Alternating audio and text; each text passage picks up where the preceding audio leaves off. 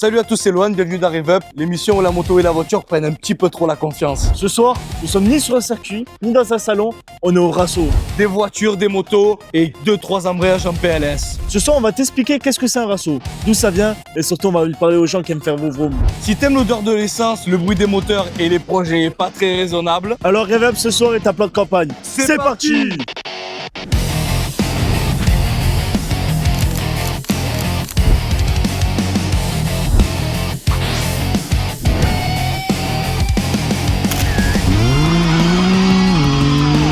Alors les rassemblements auto, ça existe depuis quand exactement? Et surtout, comment une simple rencontre entre passionnés est devenue un vrai phénomène? À la base, un rasso c'est très simple, c'est des passionnés qui se donnent rendez-vous souvent sur un parking pour parler voiture et comparer leurs modèles. Dès les années 50-60, bien avant les réseaux sociaux, les passionnés d'automobile se retrouvaient déjà de manière informelle. Aux États-Unis comme en Europe, les parkings de dinner, les stations-service ou encore même les zones industrielles devenaient des points de rencontre. À cette époque, montrer sa voiture, c'était pas poster une photo, c'était venir en vrai, discuter, écouter le moteur et repartir avec des idées plein la tête pour la prochaine modification. Puis dans les années 80-90, les rassos prennent une autre dimension. Les clubs auto se multiplient, le tuning explose, chaque marque, chaque style commence à avoir sa communauté. Certains se retrouvent toutes les semaines, d'autres une fois par mois, mais l'idée reste la même, partager une passion commune, peu importe le budget ou la voiture. Puis arrivent les années 2000 et surtout les réseaux sociaux, Facebook, Instagram, Snapchat. En quelques posts, un rasso peut passer de 20 voitures à plusieurs centaines. Aujourd'hui, les rassemblements sont plus visibles, plus nombreux,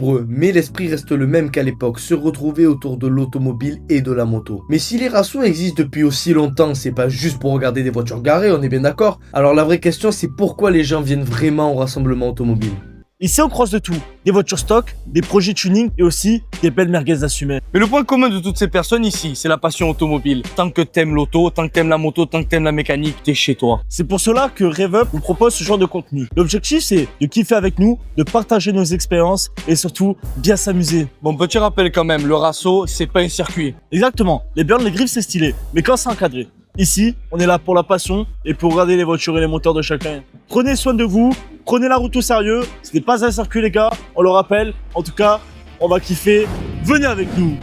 Alors les amis, on se retrouve aujourd'hui avec Ciel, Car, Ojo. Frérot, tu vas bien? Ça va et toi? Très bien, on est dans un magnifique rasso à plein de campagne. Ouais, c'est vrai, ouais. Moi, je te connaissais depuis un moment. Là, tu as un peu changé la config, ça fait du bien, elle est mieux comme ça. Qu'est-ce que tu as voulu réaliser, qu'est-ce que tu as voulu faire dans ce projet? En fait, j'ai toujours été passionné de car audio, ça fait je pense une dizaine d'années. Après, j'ai commencé par des installs un peu comme tout le monde, MTX, Focal et tout, et après j'ai voulu passer sur du supérieur. Mais j'ai évolué en fait au fur et à mesure des années. Sinon, c'est pas possible de faire ça d'un coup parce que c'est un gros budget.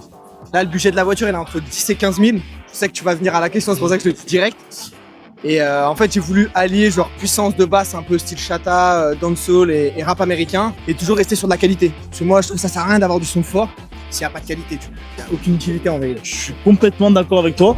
Ça fait à peu près combien de temps que tu aimes le son un peu acoustique comme ça Je pense que j'ai toujours été un peu passionné de son, c'est un peu bête de dire ça, mais bon, j'ai toujours été bercé un peu là-dedans. Après, vraiment que je fais du car audio, je pense du car audio comme ça extrême, on va dire extrême démo, ça fait peut-être 5 ans. Bah en fait, ta voiture, le truc c'est qu'elle a beaucoup par rapport à l'intérieur. Mais il y a... Ah, y a rien sur ouais, en fait, il y a rien. comme on peut le constater, tu nous as mis quand même des belles petites jantes, un peu style drift. Ouais, c'est ça, après c'est des styles Japan, genre comme les Japan Racing, mais après vu que moi je les ai achetés d'occasion, je sais pas si c'est vraiment des Japan Racing. En tout cas, c'est le style. Moi j'aimerais bien que tu nous montres un peu l'intérieur de la voiture, un peu. Là, le plan, il est biaisé là. Moi j'aimerais bien que tu nous montres un peu le cœur de ta voiture, et ça, la chose qui fait autant de son quoi. On peut voir le monstre. Bah après, vas-y, bien si tu veux, je vais te montrer. Bah là, la voiture, elle est composée de 4 subwoofers derrière. C'est une marque américaine, des Audio. C'est des 812F, donc c'est quand même des gros. C'est 2500 watts RMS chacun. Après, là, dans les portières, bah là, ici, t'as les médiums. Ici, t'as les tuteurs. En fait, ça fait un peu comme un grand kit éclaté géant. Tu vois un peu ce que je veux dire? Dans une voiture uscue, sauf que là, c'est démultiplié. Donc là, bah après, ça, c'est du DD Audio. C'est marque américaine. Et ça, c'est Devgoon.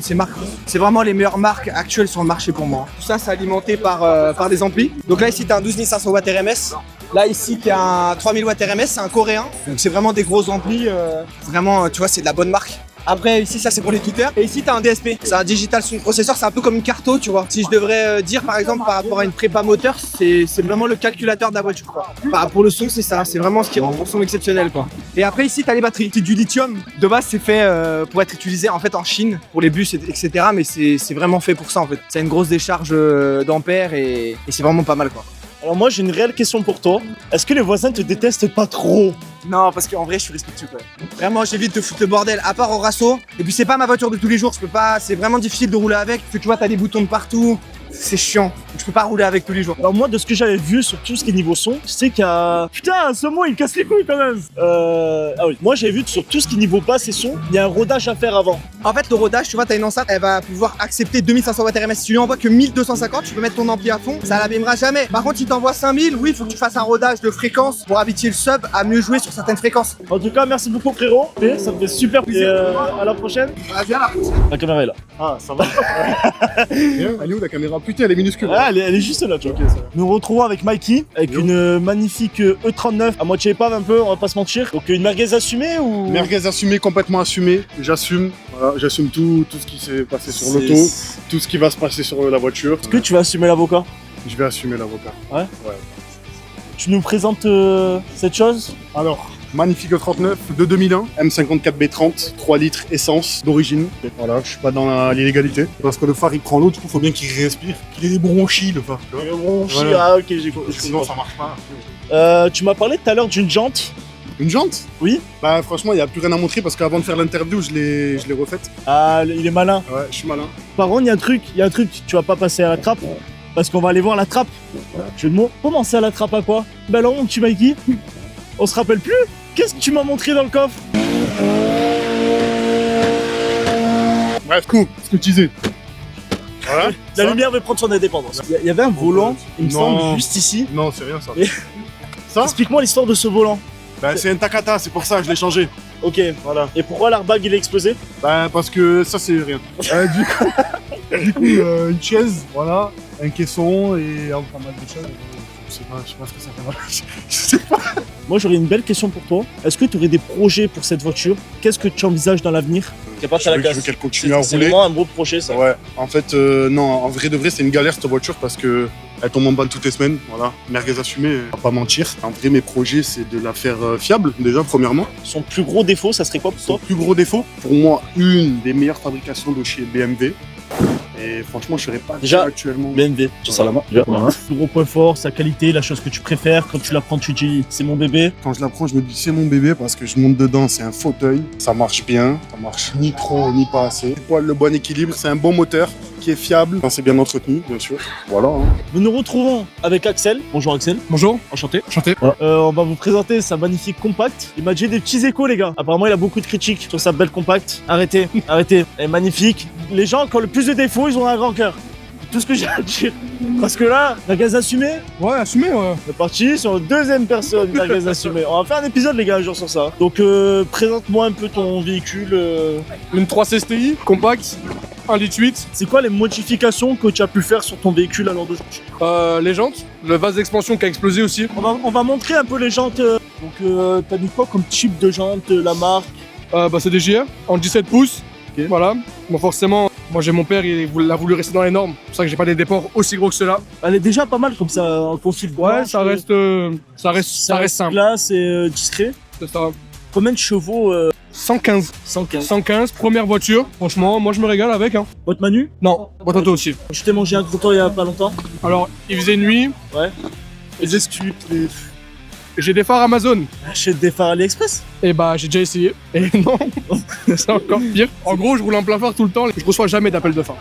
C'est que mes phares sont très peu puissants. Et d'ailleurs, j'ai frotté la jante, je sais pas laquelle exactement, je passe de l'autre côté. Voilà. Hein. J'aimerais bien voir un petit détail. Juste on regarde vite fait l'intérieur. Comme... Non mais il faut montrer. Axel, je t'en prie. Je t'en prie.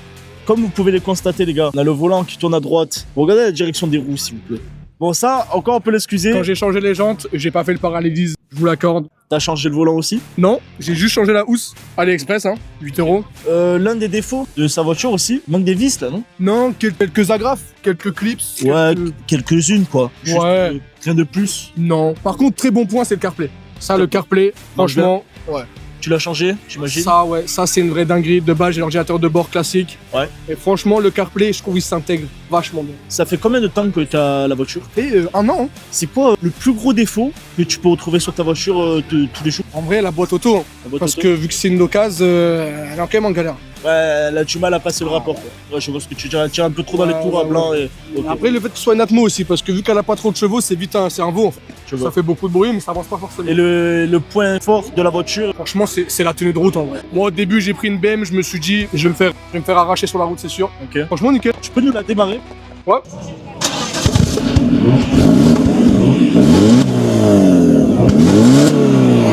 Ligne d'origine, Ligne d'origine, tout d'origine. tout d'origine.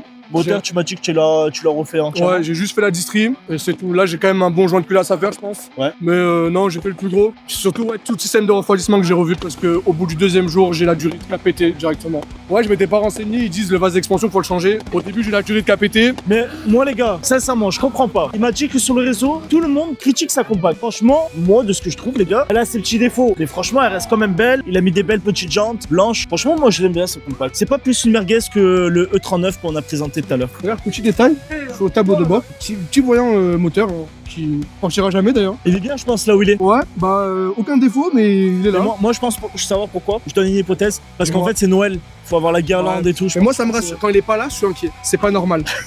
C'est une histoire d'amour un peu que tu vis avec Ah si, le seul truc que j'ai fait, pour reprendre éthanol. la base. Ça, franchement, ouais. Ça Ça, change étant la donné que je suis à 12 litres au 100, ça change me régale pas mal. Ouais. En tout cas, merci beaucoup pour ce petit interview. On va te laisser un peu tranquille. Merci à toi, ça m'a Avec ça à régalé. la main. Et à la prochaine.